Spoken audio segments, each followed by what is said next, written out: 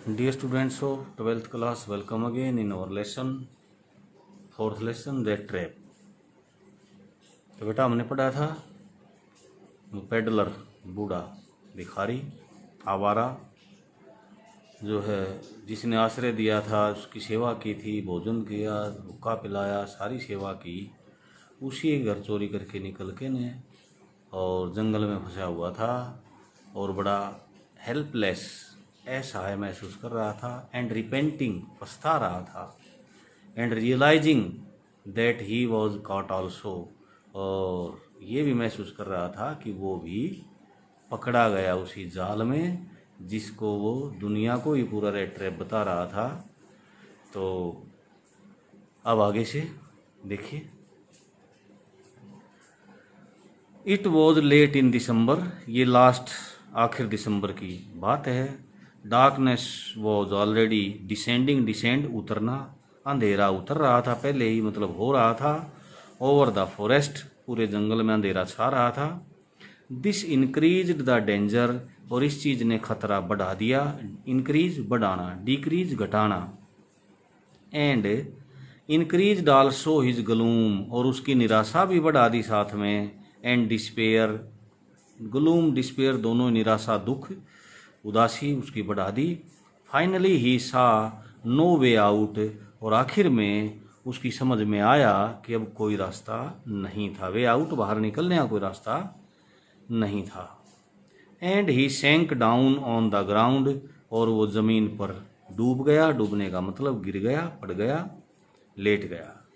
Tired of death, tired to death, मृत्यु तक थका हुआ, मतलब इतना थका हुआ कि बस मरने वाला था। Thinking that his last moment had come, ये सोचते हुए कि उसके आखिरी पल आ गए थे।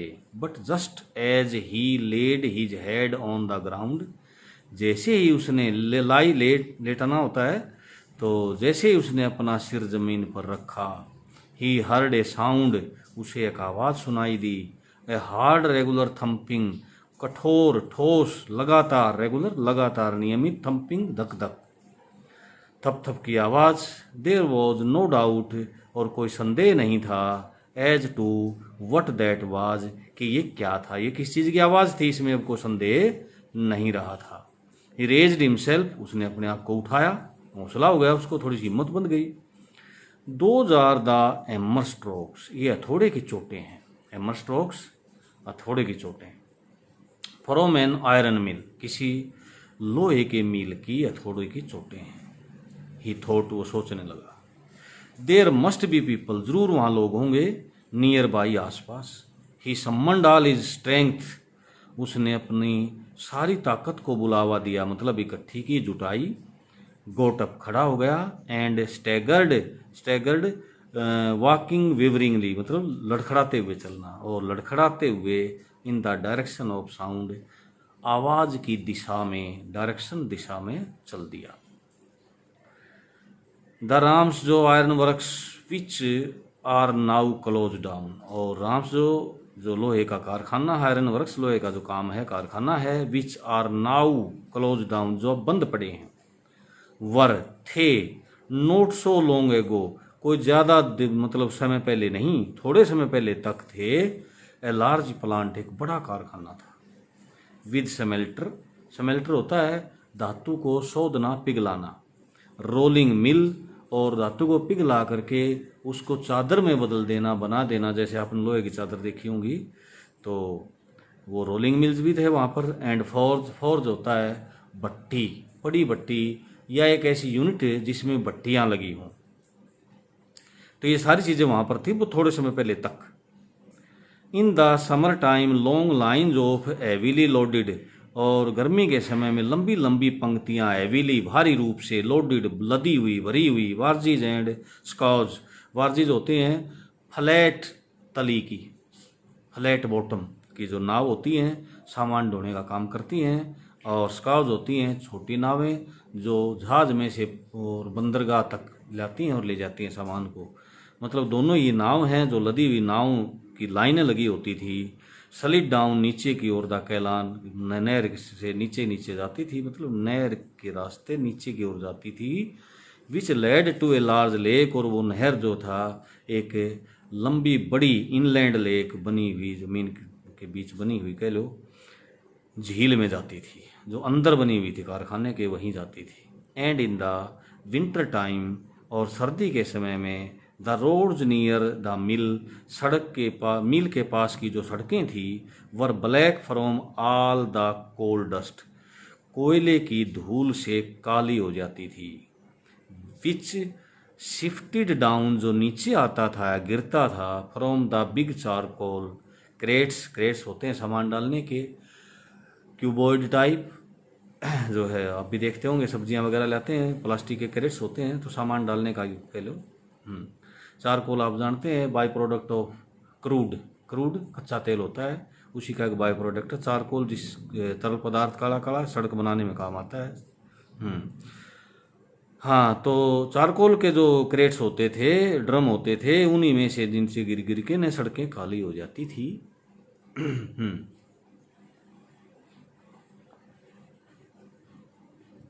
During one of the long dark evenings, during के दौरान, one of the long dark, long लंबी काली, इवनिंग शामों में से एक शाम की बात है, जस्ट बिफोर क्रिसमस, और क्रिसमस से ठीक पहले की, the master Smith and his helper set in the dark forge near the furnace waiting for the pig iron. हाँ, तो क्या था, जस्ट बिफोर क्रिसमस, क्रिसमस से ठीक पहले की बात थी। मास्टर स्मिथ जो मुख्य लुहार था या मिस्त्री कहो, एंड इज हेल्पर, उसका जो सहायक था या छोटा मिस्त्री कहो, sat in the dark forge, अंधेरी जो है ना भट्टी में बैठे थे, नियर द फर्नेस, भट्टी, फर्नेस भी भट्टी होती है, फोर्ज भी ऐसी जगह है जहाँ पर कई भट्टियाँ चल रही हूँ, तो वहाँ बैठे थे एक भट्टी के पास, waiting for the pig iron, इंतज़ार कर रहे थे कच्चे लोहे का। पिग वैसे सुअर होता है लेकिन यहाँ नहीं, यहाँ कच्चे लोहे को कहेंगे pig iron, which had been put in the fire, जो कि भट्टी में आग में डाला गया था, टू बी रेडी, और तैयार होने के लिए उसको तैयार किया जा रहा था, to put on the anvil, anvil वो एक चौरस वर्गाकार सा बड़ी आकृति लोहे की होती है, आपने लोहार काम करते देखे होंगे, चोट मारने के लिए जिसके ऊपर वो चीज़ को रखते हैं वो एनविल कहलाता है। Every now and then one of them, और कब तब, अब तब मतलब थोड़ी थोड़ी देर में, वन ऑफ देम, उनमें से एक गोटक उठता, टू शटर द ग्लोइंग मास, उस चमकती हुई चीज़ को, सहती को, लोहे को हिलाने के लिए, शटर माने हिलाने डुलाने के लिए, उसकी साइड पलटने के लिए, जो भट्टी में डाल रखा था उस लोहे की साइडें पलटने के लिए, उस चमकते हुए सहती को जो हिलाने के लिए, उनमें से एक बारी बारी से उठते, with a long iron bar, एक लंबी छड़ लेके लोहे की, returning in a few moments, और कुछ ही पलों में वापस लौटते हुए। कैसे लौटते, ड्रीपिंग विद परस्पिरेशन, परस्पिरेशन स्वीट पसीना, ड्रीपिंग टपकते हुए, टपकते पसीने के साथ, क्यों, भट्टी के पास जाने से पसीना आ जाता। दाऊ एज वाज द कस्टम, और यद्यपि जैसा कि वहाँ रिवाज था, परंपरा थी, कस्टम रिवाज, परंपरा, ट्रेडिशन, ही वोर नथिंग, वे पहनते कुछ नहीं थे, बट ए लॉन्ग शर्ट, एक लंबे से कमीज, and a pair of wooden shoes, और काठ के बने जूते, और एक लंबे कमीज के अलावा और कुछ नहीं पहनते थे वो, क्यों, क्योंकि भट्टी के पास गर्म जगह पर काम करना होता था। All the time there were many sounds, पूरे समय वहाँ पर बहुत सारी आवाज़ें होती रहती थी, टू बी हर्ड, सुनाई जाती थी, इन द फोर्ज, उस भट्टी वाले कारखाने के आसपास बहुत सारी आवाज़ें होती रहती थी। The big bellows groaned, groan माने होता है गुर्राना, बड़बड़ाना, और बिलोज होती हैं हवा देने वाली पंखियाँ, आपने भट्टी देखी होगी, उसमें हवा फूंकी जाती है एक यंत्र से, उसको बिल्लो बोलते हैं। तो वो जो गुर्रा रही थी, bellows, and the burning coal, और जलता हुआ कोयला, क्रैक्ड, चटक रहा था, टूट रहा था। कोयला भी आपने देखा होगा भट्टी में डालते हुए, चटकता है, टूटता है। द फायर बॉय शोवल्ड चारकोल, शोवल्ड माने अंदर डालना, और आग वाला लड़का जो है अंदर डालता था, इनटू द माव ऑफ द फर्नेस, भट्टी के जबड़े में, भट्टी के जबड़े में कोयला डाल रहा था, with a great deal of clatter, एक बहुत ही शोर के साथ, शोर शराबे के साथ। आउटसाइड रोड, और बाहर गरजती थी, द वाटरफॉल, झरना, बाहर झरने की आवाज़ आती, and A sharp north wind, और बड़ी तेज उत्तरी हवा, व्हीप्ड कोड़े मारती, मतलब तेजी से मारती, द रेन बरसात को तेज करके मारती, against the brick tiled roof, tile लगी हुई ईंटों की टाइल, ईंट और टाइल लगी हुई छत पर बड़ी तेजी से हवा में बरसात पटापट लगती, शोर करती। तो वो ये थे वहाँ के शोर, भीतर के और बाहर के। आगे, it was probably on account of all this noise, और संभवतया ये इस सारे शोर के कारण ही था, अकाउंट माने के खाते में या के कारण से, इस शोर के कारण, दैट की the black Smith did not notice, कि उस बड़े मिस्त्री ने नहीं देखा, ध्यान नहीं दिया, दैट की a man had opened the gate, कि एक आदमी ने गेट खोल दिया था, एंड एंटर्ड द फोर्ज, और उस कारखाने के अंदर आ गया था, until he stood close up to the furnace, जब तक कि वो आदमी भट्ठी के पास ना आ गया था, तब तक उसको पता ही नहीं चला कि एक आदमी कारखाना खोल के अंदर आ गया था। Surely it was nothing unusual for poor vagabonds, vagabonds आवारा, आवारा गरीब आवारा घुमक्कड़ों के लिए कोई असाधारण बात नहीं थी ये बातें।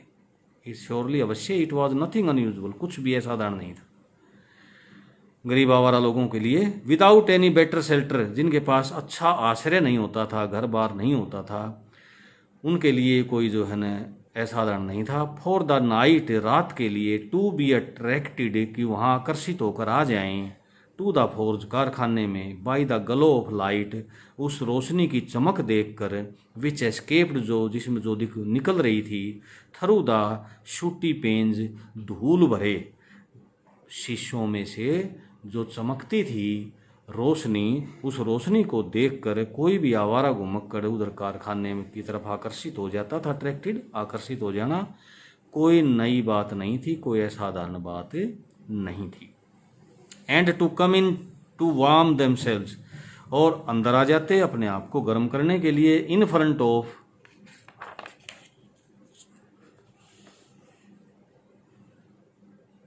The fire, in front of के सामने, आग के सामने अपने आप को गर्म करने के लिए आ जाते।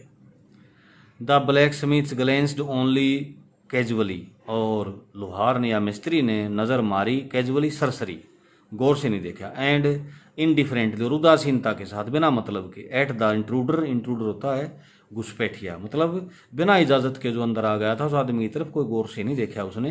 He looked the way people of his type usually did, और उसी ढंग से देखा कि इस तरह के लोग जैसे आ जाते हैं और उनको देखा जाता है।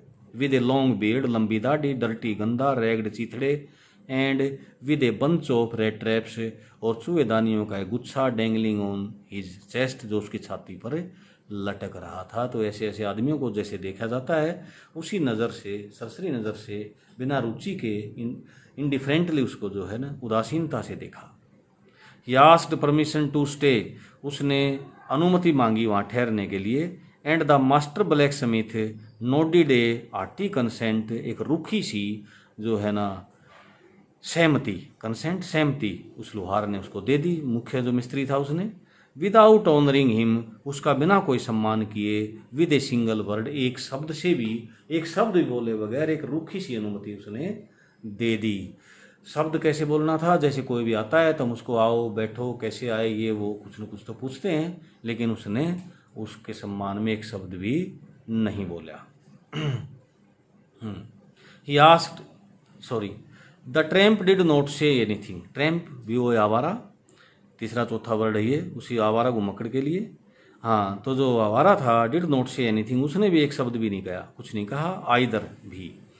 ही had not come there to talk about talk, वो वहाँ बात करने नहीं आया था, but only to warm himself and sleep, वो तो अपने आप को गर्म करने और सोने आया था। In those days the Ram's जो iron mills was owned by a very prominent iron master, उन दिनों में रामस जो मिल था जो लोहे का, उसका जो मालिक था या उस पर मालिकाना जो हक था, वो एक बहुत ही मुख्य प्रमुख लोहे का जानकार आयरन मास्टर या बड़ा लोहार या बड़ा इंजीनियर मिस्त्री आप कह सकते हैं, तो उसके अधीन था, वो मालिक था उसका। हुज ग्रेटेस्ट एम्बिशन वॉज, जिसकी सबसे बड़ी महत्वाकांक्षा थी, टू शिप आउट, कि जहाज भर भर के निकाले, गुड आयरन, अच्छे लोहे के, टू द मार्केट, बाजार में, ये उसकी महत्वाकांक्षा थी, इच्छा थी। He watched both night and day, वो दिन रात देखता रहता, टू सी, ये देखने के लिए, that the work was done as well as possible, जहाँ तक संभव होता कि काम सही किया जा रहा है, ये देखने के लिए वो रात दिन आता रहता। And at this very moment, और ठीक इसी पल, he came into the forge, वो कारखाने के अंदर आया, on one of his nightly round, रात के दौरों में से एक दौरे पर, ऑफ इंस्पेक्शन, निरीक्षण, रात को निरीक्षण करने के लिए वो 2 3 4 जितने भी दौरे लगाता था, उसी तरह के दौरे पर वो अंदर आ गया। नेचुरली, स्वाभाविक रूप से, द फर्स्ट थिंग ही सा वॉज द टाल रगम, वही फिर आवारा वो मक्कड़ आदमी।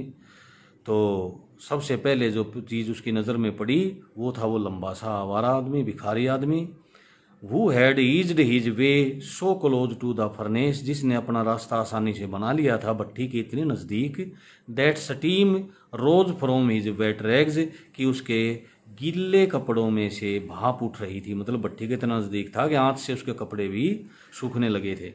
The iron master did not follow the example of the black Smith, और इस इंजीनियर ने, या मुख्य जो मालिक था उसने, लुहार या मिस्त्री वाला उदाहरण का अनुकरण नहीं किया। क्या अनुकरण था कि वो भी नहीं बोल रहा था और ये भी ना बोले, तो इसलिए उसका उदाहरण का अनुकरण नहीं किया उसने।